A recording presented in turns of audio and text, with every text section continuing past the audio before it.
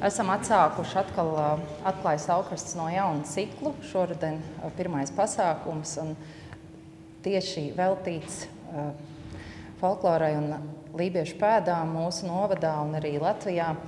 Un tas, ka es esmu tā varbūt saģērbusies ne gluži tā, kā parasti uzskata, kas asociējas ar folkloru, tad tieši šādās drēbēs tērpās Reiņa Kaudzītes dzīves biedrene Karlīne 20. gadsimta sākumā, kad viņa dzīvoja šeit un kad viņa savāca tieši Pēterupē tautas dziesmas, dainas. Ja. Tā te Pēterupē dzied, kā es pierakstīju. Tīra tek Daugaviņa, daži gruži dibenā. Tairā arī dralalā, daži gruži dibenā. Labu ņēma mātes meitu, dažu vainu zinādams. Tairā arī dralalā, dažu vainu zinādams. Jo tuvāk naktas vecums, jo vairāk atmiņā ir tās senās dienas. Un te nu, no 85 gadus vecās tēva mātes un arī no manas mātes vecpiebalgā 1878. gadā pierakstīts. Labāk dziesmas padziedam nekā niekus runājam. Dziesma kaunu nedarīja, ko dar blēņu valodiņa. Dziesmu dziedu, kāda bija, ne tā man izdarināta. Gāju pie puiša, kāds man ņēma, ne es pati audzināju. Tautiec liels, es biju maza, dzīrās mani sagaidīt. Dzer ūdeni, grauz akmeni, tad tu mani sagaidīsi. Melna zīda man matiņa, zaļa zīda matpīnīt, vajag gudra tēva dēla, kas ņem manu augumiņu. Labāk guļu pie akmeņa, ne pie skaista tēva dēla. Pie akmeņa gulēdama mūžam kauna neredzēja, kā pie skaista tēva dēla visu mūžu noraudāja. Traka meita vīra raud, neraud baltas millainītes, ko tu traka apseksies ar to vīru gulēdama? Ai, meitiņa, nelec stāvus mugurā, gan es tevi ieraudzīšu tumšajā kaktiņā. Šēne augā tādi koki, kā citai zemītē, kā citai zemītē. Bērziņš augā uz akmiņā, sidrabiņā, lapiņā, sidrabiņā, lapiņām.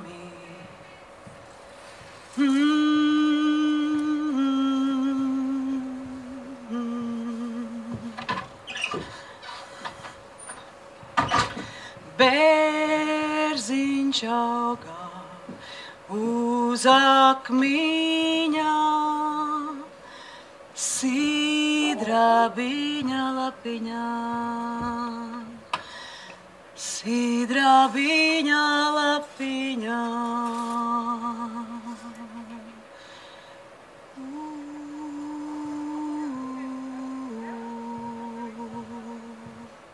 Un es lūdzu šeit Ritu Zaru. Jā. Un es ilgus gadus Rita ir bijusi Latviešu folkloras krātuves vadītāja, šobrīd pētniece. Un viņa pastāstīs, kas tad ir savākts mūsu novadā un kas glabājas Latviešu folkloras krātuvē. Lūdzu, Rita.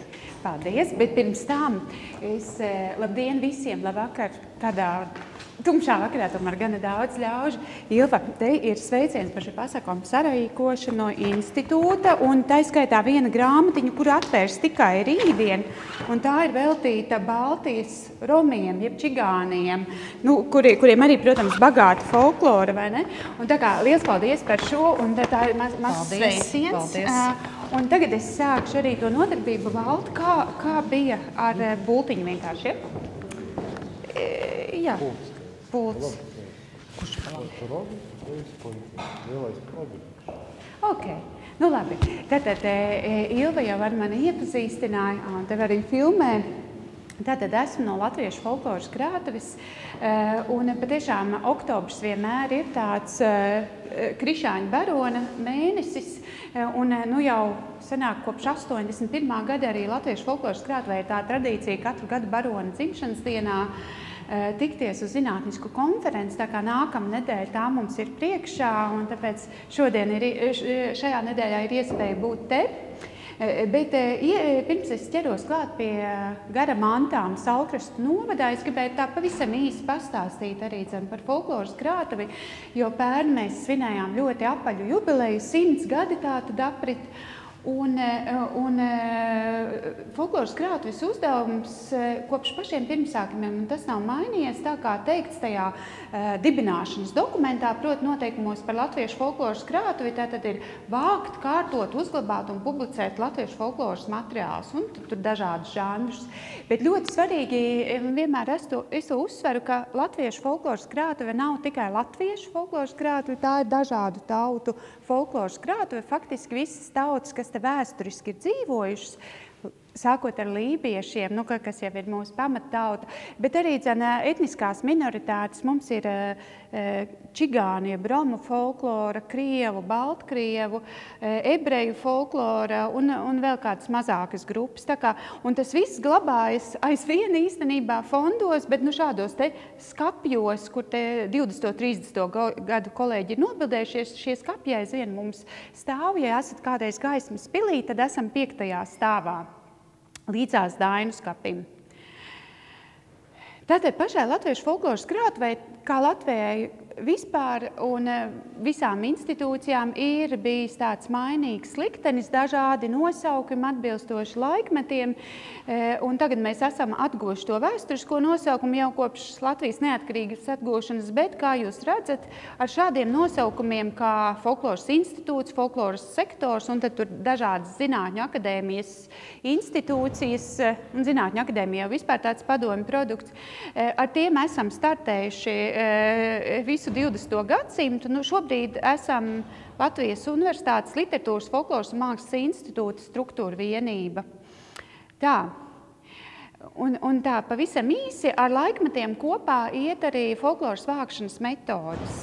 Tas pirmais posms starpkaru periodā bija ļoti tipisks, un kad ir savākti lauvas tiesa materiāli, tā saucamie uzsaukumi, un tad tapa individuālie vākumi vai reizēm arī skolu, bet principā uzsaukumi jau no krātuves pirmsākumiem bija vai nu atsevišķas lapiņas, to sauc par aizrādījumiem vai aicinājumu vākt folkloru, citkārt tādi specializēti, piemēram, tur kādam pētniekam vajadzēja, piemēram, pašai Annai Bērskalnei vajadzēja savākt dziesmiņas par žēlumā nomirušo puisi, un tad viņi izsūta tādu presē, publicē dažādos reģionālos laikrakstos, un no visas Latvijas nāk šurp dziesmiņas, vai ko nu kurā reizē prasīja.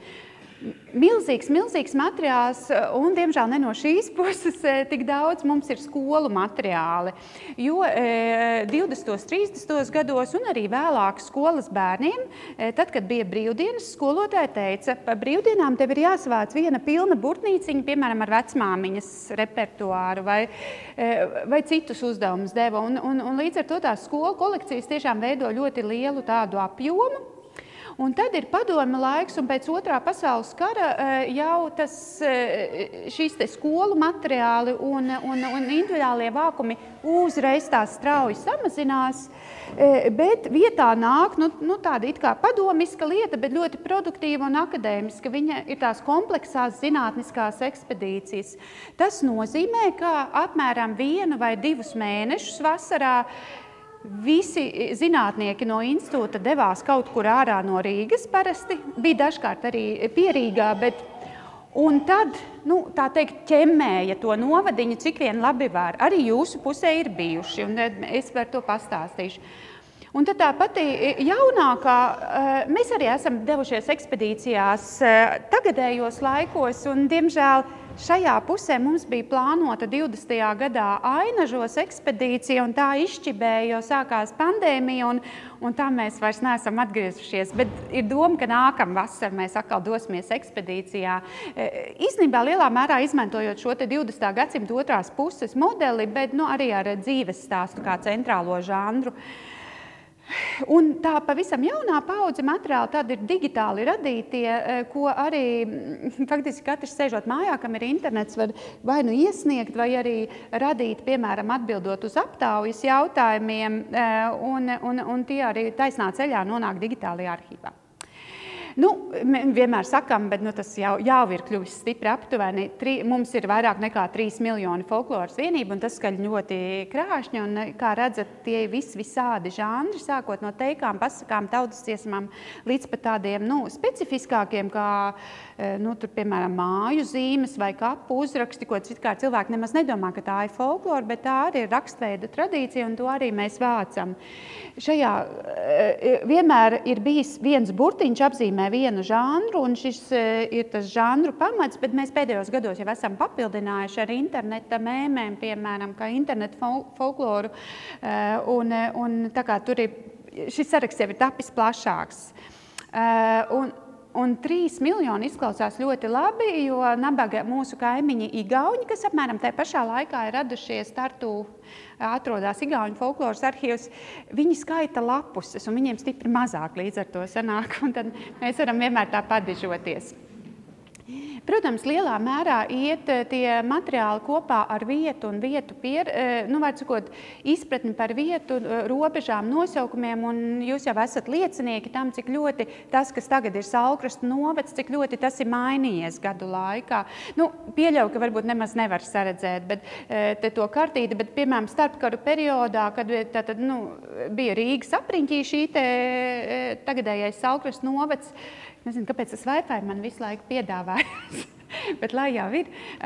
Tad, protams, Saulkrasti nemaz tā nefigurēja, un jūs jau paši zināt, droši vien vēsturi labi, ka nosaukums radās mazliet vēlāk, un līdz ar to, kad tu studē tos folkloras materiālus, ir ārkārtīgi svarīgi paturēt prātā vēsturiskos nosaukumus. Jums vietējiem tas jau nav, kā saka, jāmācās, bet jebkuram citam.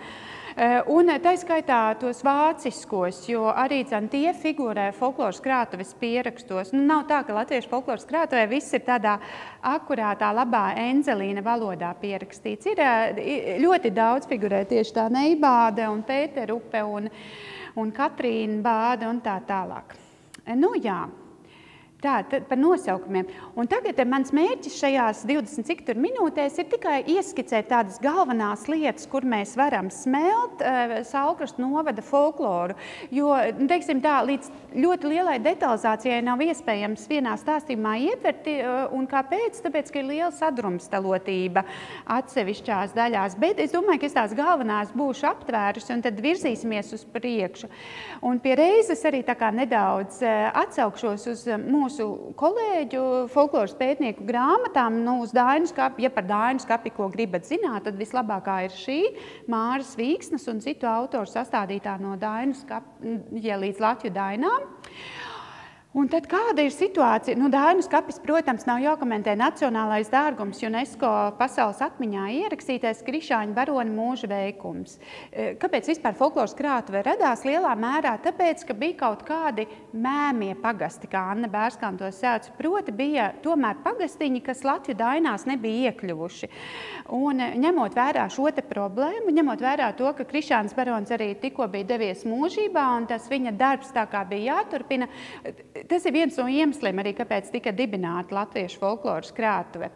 Bet kas ir ar šo pusi? Jāsaka, nemaz tik bagāti nav. Tīri par pašām Latviju Dainām, ja runājam, nevis tautas dziesmu vākumiem pēc tam.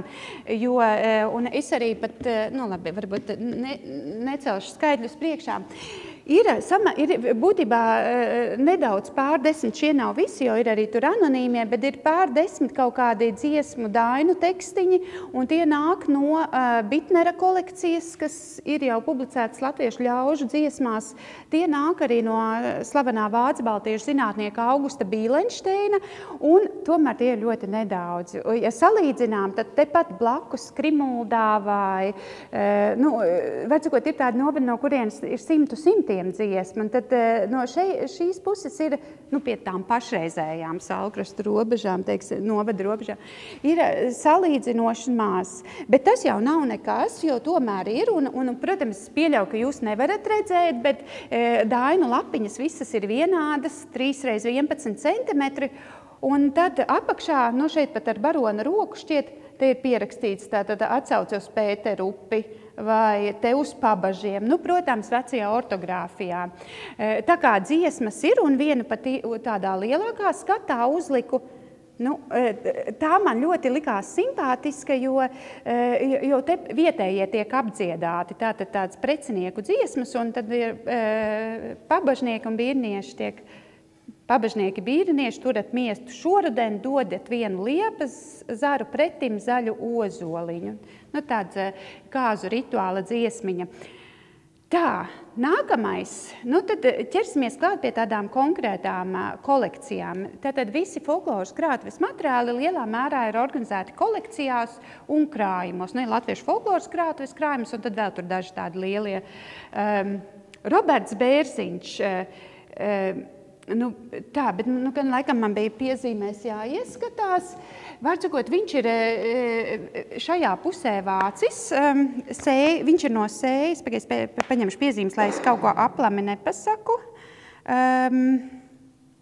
Šī kolekcija Roberta Bērziņa ir veidojusies no 27. līdz 29. gadam. Viņš ir no Sējas pats nācis, un interesanti ar to, ka galvenā teicēja, tā var saprast, ir viņa māte, Jete Bērziņa, un no tās ir ārkārtīgi daudz dziesmu. Vispār kopā ir 1116 vienības, tā kā šī te Roberta Bērziņa kolekcija, varētu teikt, ir viena no tādām bagātākajām no individuālo vācēju no šīs puses. Un viņš arī uzsver, ka visas šīs tautas dziesmas dzirdētas un noklausītas Sējas pagastā no 12. līdz 26. gadam. Proti, viņš ir arī uzglabājis daudz dziesmiņas atmiņā, un tad tajā laikā, kad ap 26. viņš iesniedz, tad arī viņš ir tās pierakstījis no Sējas pagasta plaukām. Un es skatījos internetā, ka tur aizvien ir apdzīvota vieta un pat kaut kāda komercdarbība notiek. Un te ir ļoti jauks arī tas vietējais kolorīts šeit iekšā. Piemēram, te ir tikai iesākums dziesmiņai Vecmurjānim mella maize un tās meitas vēl mellākas, tāda apdziedāšanās ar vietēm. Murjānis, tātad murjāņu puse. Un šādas lietas šai kolekcijā mēs varam sastapt. Viens cits individuāls kolekcionārs ap to, un te vēl bija kāds piemērs.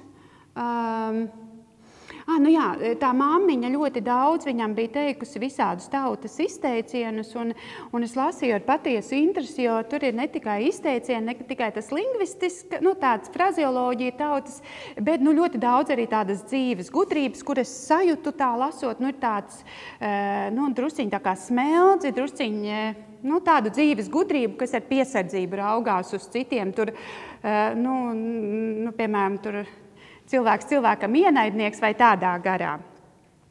Bet tas tā, un tagad es pagāju nepareizi un iešu pareizi. Otrs puisis ap to pašu laiku ir patiešām ļoti īpatnējs. Tātad Verners Kalniņš, neko vairāk par viņu nezinu, bet vecākot 1927. gadā ap Ziemassvētku laiku viņš nolēma, ka arī viņš darbosies tautas druvā un raksta vēstules Annai Bērskalnai, latviešu folkloras krātuves izveidotājai.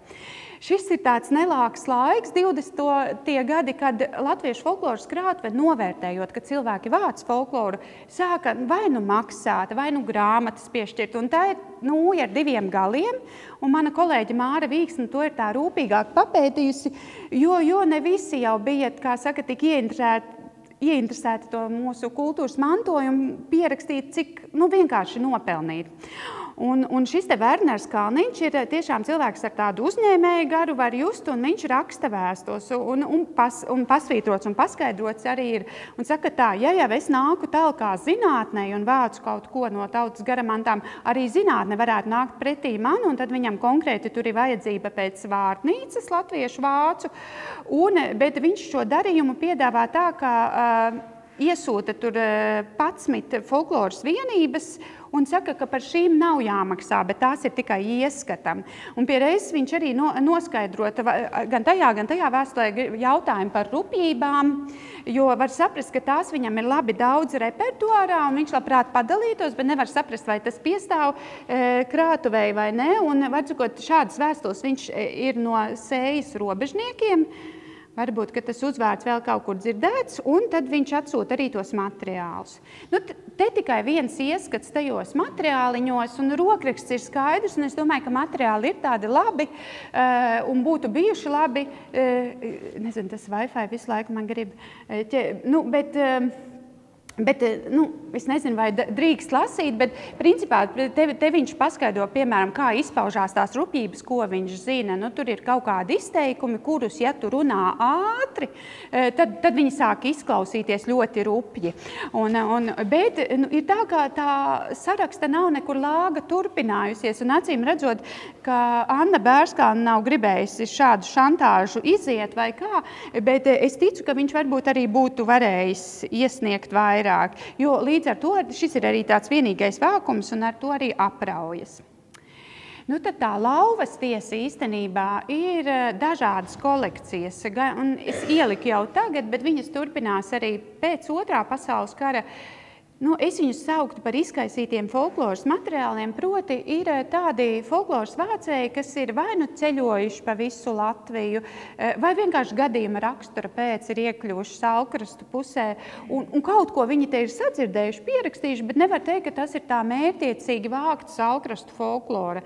Nu, lūk, kā piemēru, un es domāju, ka neiebildīsiet, ja arī Karlīna Damroze iet šajā, jo viņas tautas dziesmiņas patiešām ir brīnišķīgas materiāls mūsu folkloras krātuvē, un tātad Ilva jau ļoti labi ir izskaidrojusi, un vēl aizvien Latvijas radio arhīvā var klausīties stāstu par viņas draudzību, mūža draugu, rakstnieku Kaudzīti, bet no šejienes jau tur ir tikai nedaudz, pārsvarā tomēr no Piebalgas, jo viņa pati Piebalgas dāma.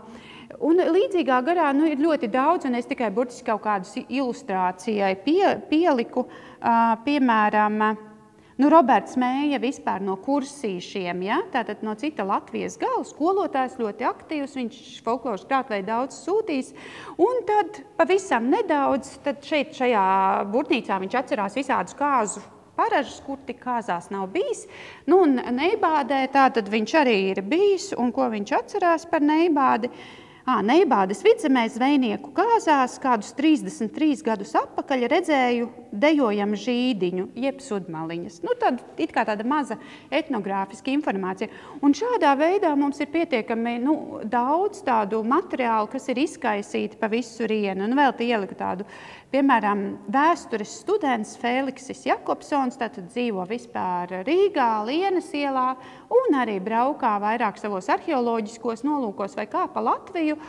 Un šajā gadījumā pabažos viņš ir saticis kādu jauku teicēju, Pēteris Skuja, kurš viņam arī pastāsta pasaku par aprakto naudu. Bet nekā vairāk arī no pabažiem tajā visā viņa materiālā nav. Lūk.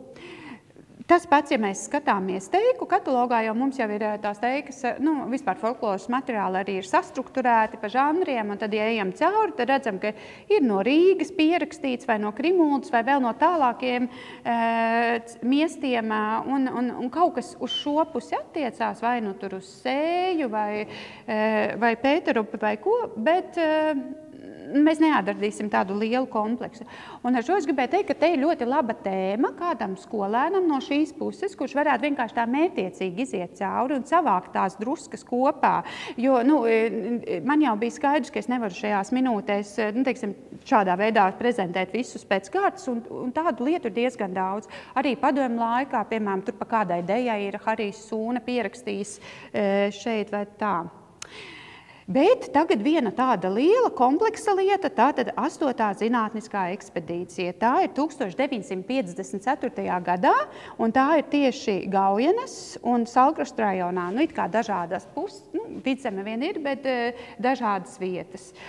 Un esmu pielikusi klāt Toma Ķenča monogrāfiju par vācot padomju folkloru, lai gan ir 54. gads un Staļins ir nomiris, un tā odiozā padomju folklora vairs nav tāda kā obligāta lieta, bet šajā ekspedīcijā, diemžēl, var just, ka viss aizvien ir uz tā padomju folkloras viļņa, un piemēros mēs arī redzēsim. Tātad ir diezgan daudz tādu tīro padomju folkloras vienību, nu tad tās ir izgudrotas dziesmas vai ticējumi vai kas ar attiecīgiem sociālisma varoņiem. Bet tad ir interesants, ka Antonija Siliņa, tā ir folkloriste, kas dzimusi Bātē, un diemžēl nevis šejienes Bātē, bet Kurzemes Bātē, bet man sākumā likās, ka varbūt viņa ar šo pusi saistīta. Viņa pēc tās ekspedīcijas rudenī, vēl septembrī, oktobrī, novembrī, veic tādu papildu pētījumu šejienes zvejnieku kolhozos. Nu, arī Cernikavā un Rīgā, bet tātad zvejnieku ciems ir tā viena vieta, kuru viņi tā pamatīgi studē.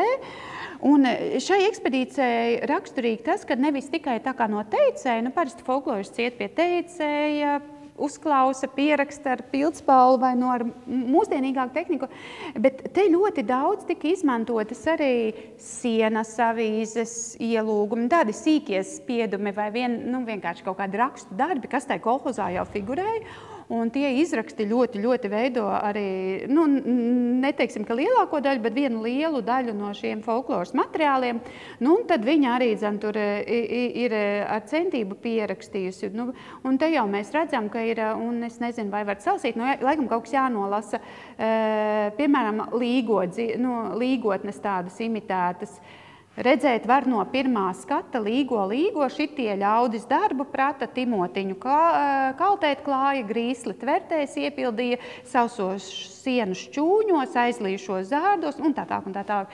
Piena upes fermā šķelo. Protams, tāds padomi, jauncelsmes motīvs tajā visā ir. Bet šādas lietas arī pie mums glabājās, tā kā neesiet pārsteigti. Un viss, protams, aizceļoja tad jau uz atklāto Zinātņu akadēmijas ēku, kur mēs vairs neesam, bet kādreiz atradāmies veseli 50 gadus. Lūk. Tad lieli folkloras materiālu vācēji ir bijuši Latvijas universitātes studenti. Visi, kas jebkad ir studējuši vai žurnālistiku, vai filoloģiju, vai pedagoģiju, arī tie zina, kas ir folkloras prakse. Tas nozīmē, ka tad, kad pirmais studiju gads ir beidzies, parasti tad pa vasaru tiek studenti izsūtīti savākt kaut ko vai savā novadā. Un tikai pēdējos gados, ar pēdējiem, es domāju, 20. gadsimta beigas, tad bija tā, ka varēja to praksi kārtot arī no 80. arī varbūt kārtojot materiālus uz vietas krātuvē, bet tas labākais tonis bija, ka tu dodies uz savu miestiņu, no kurienes tu esi nācis un pieraksti. Un šie ir burvīgi materiāli, un pierreiz arī varu pareklamēt mūsu grāmatu Latvijas universitātes kolekcijas. Tur ir saraksts ar pilnīgi visiem studentiem, kas jebkad ir vākuši kaut ko, tātad tā brīža uzvārdi attiecīgi meitām. Un kaut kas ir arī šajā pusē savākts, protams, piemēram, kolekcijā vispār ir apmēram 125,000 folkloras vienību, tas tiešām ir daudz, studenti ir 750 kādi kopumā. Un no šīs kolekcijas es gribētu atzīmēt Teiksmi Puķīti, varbūt jūs viņu pazīstat? Redzi, es tieši domāju, ka jo viņai tiešām brīnišķīgi aprakstījusi šejienes, savāks šejienes folkloru un arī aprakstījusi tādu kultūrvēsturisko fonu Salkrastiem. Proti, Teiksmi Puķīte 75. gadā ir sniegusi prakses vietu 2 vidriži un saulkrasti, un pavisam 29 teicēji, kas ir ļoti daudz. Reizēm profesionāls folklorists tik daudz nesavāc vienā vasarā. Un tad par katru ir arī kaut kādas biogrāfiskas ziņas, un tad gan par senajiem tirgiem, gan par svētku svinēšanu. Ļoti bagātīgs arī tāds etnogrāfisks materiāls. Tā kā, protams, viss ir digitalizēts, digitālajā arhīvā Gara Mantas LV pieejams, tā kā brīvā laikā var vienkārši pašķirstīt, bet viņa noteikti ir izceļama. Un man ļoti patika, pirmkārt jau redziet, cik glīts rokraksts, salīdzinot ar Krišānu Baronu kaut vai, kā var salasīt, un viņai ir diezgan daudz arī tur ielīmētas pastkartītes no vietējā dabas ainavām, šeit arī pat no pilsētvides, un tie materiāli, lai vienkārši ieskatam, arī redzat tā metode, ko arī folkloras prakses studentiem vienmēr teica, lai viņi saraksta tur, kura žanra, no kura cilvēka, vajadzot visus uz ļoti zinātniskiem pamatiem, kā saprotat, un te varbūt tie uzvārdi jau jums arī būs pazīstami, nezinu, Priedola un Polle vai Spriņģis. Šis tikai sarakstiņa sākums, vēl tālāk viņa turpinājās nākamajā lapā. Te tāds vēl viens piemērs, vienkārši Krastiņu Kārlis tā tad ir atbildējis to nosaukumu, pastāstījis par saulkrastu, kā radies saulkrastu nosaukums. Un es domāju, ka te viņš stāsta, ka nebija jau tāda vienprātība, ka tā kā saulkrastus vajadzēja tur nosaukt, ka tur viena grupa bija tajā frontē un gribēja saglabāt Pēterupi, un otra bija tajā. Es domāju, tas ir tāds reāls vēsturisks nostāds pēc žanra. Var sakot, šī te kolekcija. Līdzīgi materiāli ir arī kolekcijā numur 2099, kas ir pedagoģijas un psiholoģijas fakultātes vākums, un tas ir jaunāks, jo, ja iepriekšējā ir jau no 35. gada filoloģijas fakultāte, pedagoģijas psiholoģijas fakultāte vispār izveidot tikai 80. gados, bet tad uzreiz arī profesors Tikāne, varbūt ir pazīstama, sāka organizēt folkloras praksi un būtībā ar to pašu pieeju, un tur mēs arī atrodam šo un to, bet netik glīti, kā varbūt teiksmes puķītes materiālos. Un tad vēl no studentiem man ļoti mīļa kolekcija, un arī tagad tādā veļu laiku noskaņā esam, tie ir kapu uzraksti, jeb epitāfijas. Tas ir ļoti milzīgs materiāls, tātad vecākās ir no 19. gadsimta, tur pierakstīts jaunākās no 21. gadsimta, bet būtībā tie ir no 93. līdz 2003. gadam studentu savākt materiāli. Arī tad, kad man pienāca folkloras prakses laiks, es arī vācu kapu uzrakstus, bet alūksnes kapos. Lūk, un tad Saulkrastu novada sakarā es gribu izcelt un uzslavēt vācēju Inese Gimbute. Varbūt ir zinām, varbūt nav. Varbūt viņi iebraucēja. Bet jebkurā gadījumā šī meitene studente ļoti glīti pierakstījusi tā brīža 2002. gada, kā visus pilsētas kapu nosaukumus. Drusciņi ir arī pievienotas fotogrāfijas. Tas vēl nebija laiks, kad digitālās kameras bija. Bet kārtīgi tas ir norakstīts, un, protams, kapi jau tā kā kultūra vispār ir tāda dinamiska, mainīga vieta, un es domāju, ka tagad jau ir, vispār tās tradīcijas jau arī pēdējos gados ir stipri izmainījušās, bet arī droši vien jauni uzrakstiņi nākuši un citādāki klāt. Man pašai par kapiem ir īpaši interesē, jo es arī, man liekas, kas tas bija, vai bakalaura darbs, bet var sakot par epitāfijām, es esmu arī tā interesējusies latviešu pastiprināti. Un tagad noslēgumā par pašiem jaunākajiem materiāliem. Autobiogrāfija krājums, es domāju, ka ir tas, kas paliek aizvien slavenāks, un daudz no jums būs dzirdējuši, pateicoties mūsu čaklajām kolēģiem. Sanita Reinsone bija tā, kas viņu tā kā izveidoja, bet tur ir vesela jauka grupa ar kolēģiem, un man liekas, ka tas autobiogrāfija krājums ir tas, kur jūs varētu atrast ļoti daudz ko par saulkrastiem. Un tas ir interesanti, jo it kā nesen veidojies tikai 18. gadā, šis krājums tika izveidots ar domu, ka cilvēki raksta dienas grāmatas, un viņi grib kaut kur tās atdot, un lai turpinātu gan veicināt šo te savas dzīves atmiņu pierakstīšanu, gan lai arī uzkrātu to, kas ir bijis iepriekš.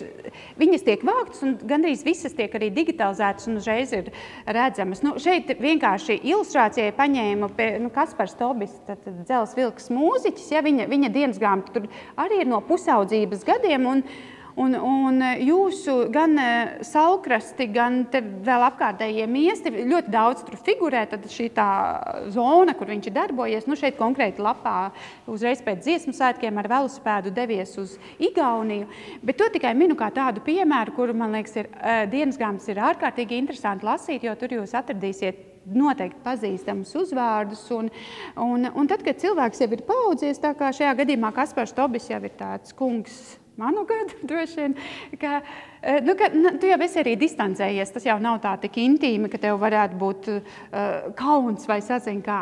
Tātad šis autobiogrāfija krājums, tad te reklāmas pauzei, arī ja jums ir tā, ka jums stāv jaunības laiku dienas grāmatas kladas un nezinu, ko ar viņu iesākt, un bērni neprot lasīt rokrakstu vai sazinu, es nezinu, jūs noteikti varat sazināties, jo mēs visu laiku šo kolekciju papildinām un vieta fondos ir, un man liekas, tas patiešām ir tāds, dzīvās vēstures liecības, nesenā vēsture. Tā, centos iekļauties. Paldies jums par uzmanību un došu vārdu Valtam.